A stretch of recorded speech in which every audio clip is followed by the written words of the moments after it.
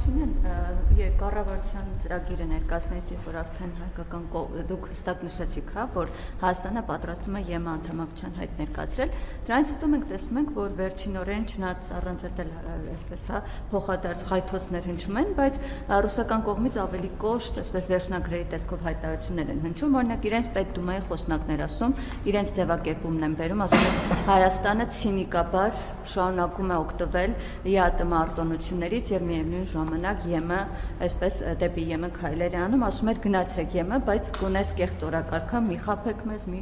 այսպես էս կեղծ օրակարգ առաջ տարեք, ՀԱՊ գլխավոր քարտուղարներ ասում էր միայն ֆորմալ առումով է մնում անդամ, բայց ոչ նիստերին է մասնակցում, ոչ զորավարժություններին, ոչ 3 տարի անդամը վճարներն է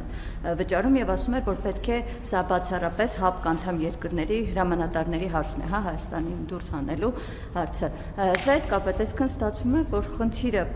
այսպես լուծելու փոխարեն ավելի է խորանում եւ երկու կողմ կարծես իրար վրա են, բարդում Հայաստանը, Ռուսաստանն էլ իր հերթին։ Սրա հետ կապված եւ մի կարճ հարցել իրավական այս process-ների հետ կապված, պարոն Փաշինյան, մենք թե քարոզարշավի ընթացքում, թե վերջերս էլ ազգային ժողովի ամբիոնից ինչ ենք լսում,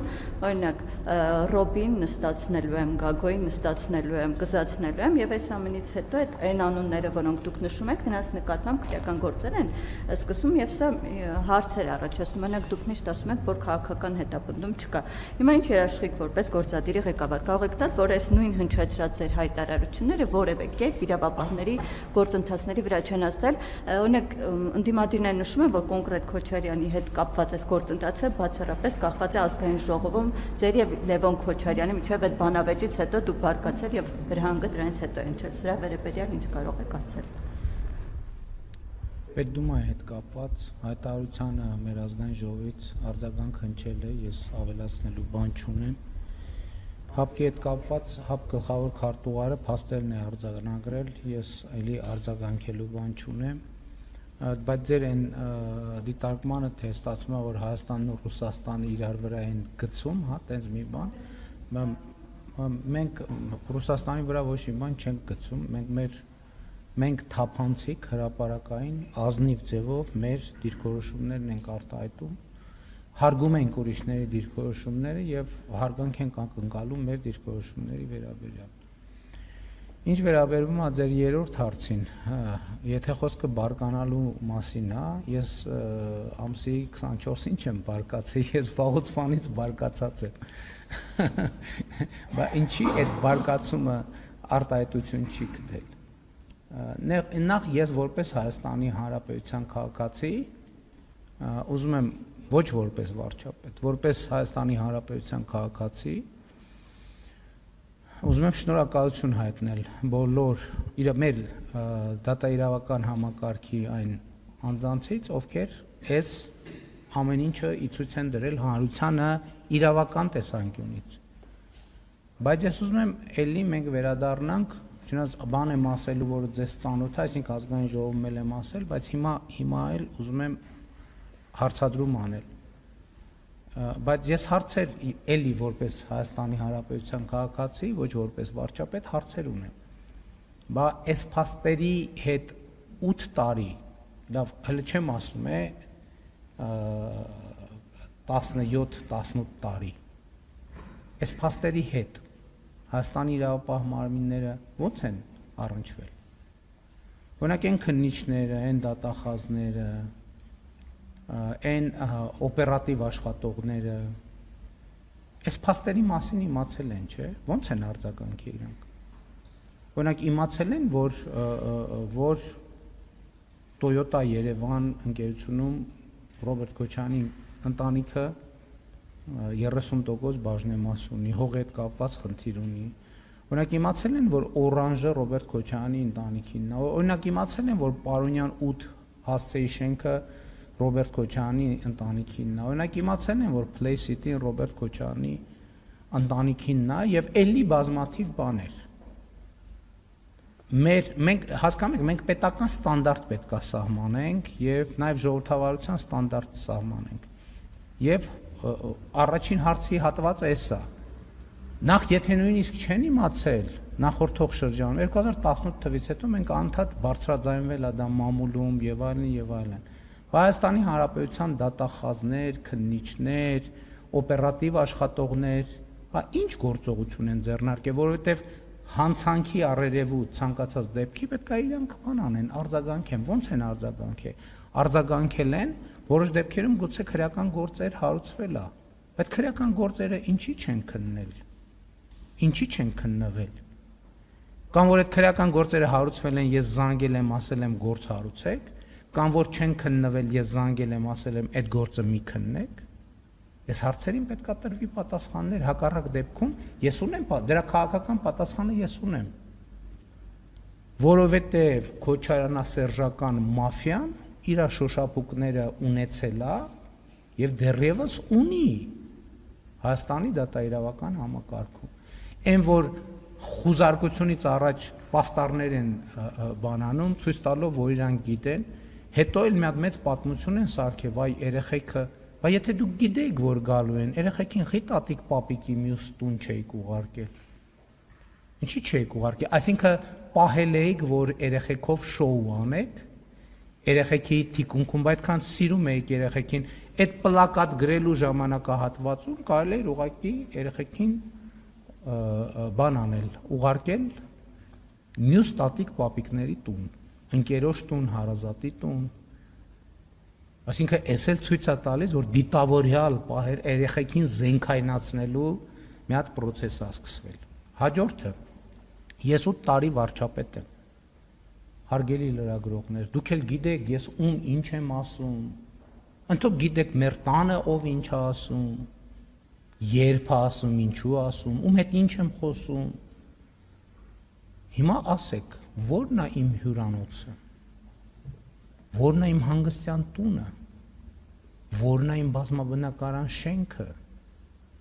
ո՞րն է իմ միլիարդները, որտեղ են դրանք պահվում։ Եվ դիմեք իրավապահ մարմիններին։ Եվ ես ուրիշ հարց եմ տալիս, այսինքն ես եւ Հայաստանի Հանրապետության քաղաքացիները եւ Հայաստանի Հանրապետության իրավապահ համակարգը պետքա տենց բաց աչքով նայենք, ասենք դե բաները Ռոբերտ Քոչարյանը, Սերժ Սարգսյանը, Գագիկ Ծառուկյանը, իրանք դե վերին արտի ցորեններն են, իրանք կարան դե թալանեն Հայաստանի Հանրապետությունը, հետո սենց սերնդեսերունդ այդ թալանածը ժառանգեն։ Եվ ես շատ հստակ թափանցիկ, խնդիր եմ ձևակերպել այս ամեն ինչը, ընտրություններից առաջ, ժողովրդի առաջ։ Եվ ժողովրդին առաջարկել եմ, որ առաջարկում եմ մեր պետության այս ոլորտում այսպիսի քայլեր, որոնք չանելու համար մեղադրում եք ինձ, բայց այսինքն եւ ժողովուրդը գնացել է քվեարկել է, եւ ժողովրդի կամքը պետք է իրականացվի։ Հիմա ոչ մեկ չարտ չի տալիս։ Այդ միլիարդները Ռոբերտ Քոչարյանին ո՞ր դեից, ասում է բիզնեսով ենք զբաղվել։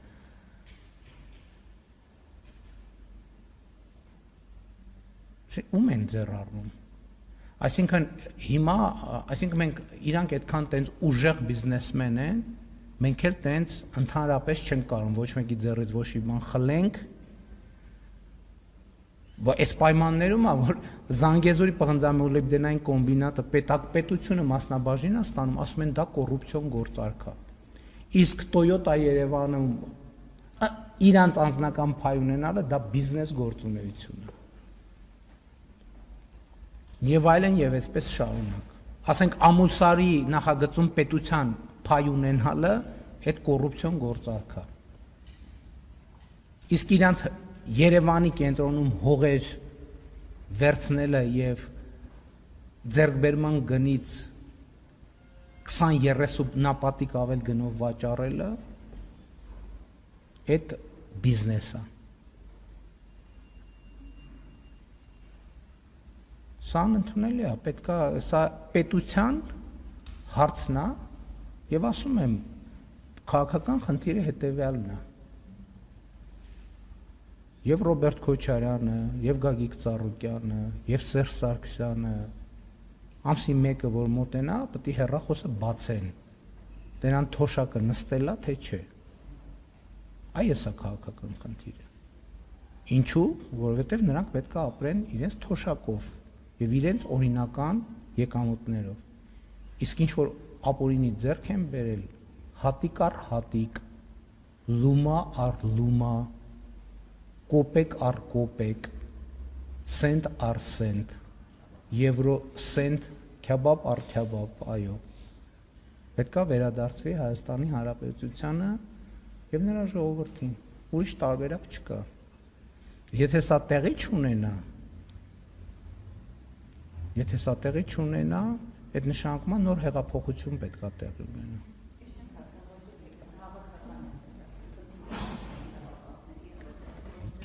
Ես այդ քաղաքական խնդիրը ձեր բոլորի եւ 40,000 մարդու աչքի առաջ դրել եմ ժողովրդի առաջ եւ պետության առաջ եւ ժողովուրդը դրել է բոլորի առաջ, կառավարության, դատաիրավական համակարգի, պետական եւ տեղական ինքնակառավարման բոլոր մարմինների առաջ։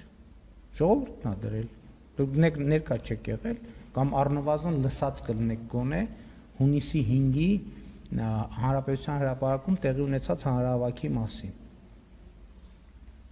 Կամ Գագիկ Ծառուկյանի հետ կապված։ Այսինքն նոր են այդ քրեական գործերը։ Ինչի չեն քննվել։ Ես ասել եմ մի քննեք, կամ ես ասել եմ գործ հարուցեք, կամ ես որևէ բան ասել եմ։ Ես ինչ որ ասել եմ, դուք իմ ասածների մասին գիտեք։ Հրապարակային եմ ես, եթե աշխատանքային մակարդակում ինչ որ մի բան էլ ասել եմ, կառավարության նիստերում, խորհրդակցություններում մենք հակակոռուպցիոն քաղաքականության խորհրդի նիստ ունենք, ամենատարբեր ձևաչափեր ունենք։ Այդ նիստերում ինչ էլ որ ասել եմ այն շրջանակում ինչ որ ասում եմ հրապարակային եւ դրա մասին բոլորդ գիտեք։